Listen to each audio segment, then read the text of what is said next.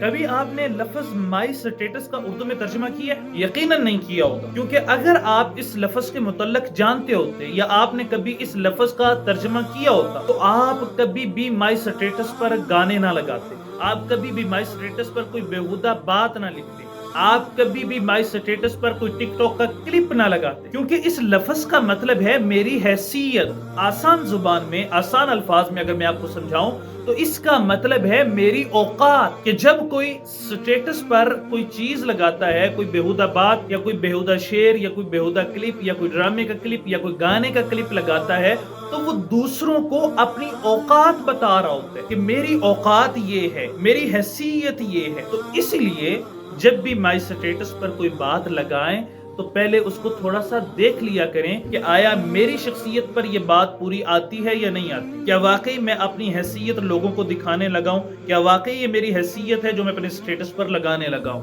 اس لیے ہمیشہ پوزیٹیو باتیں، اچھی باتیں، احادیث، قرآن کی آیات ہی سٹیٹس پر لگائیں۔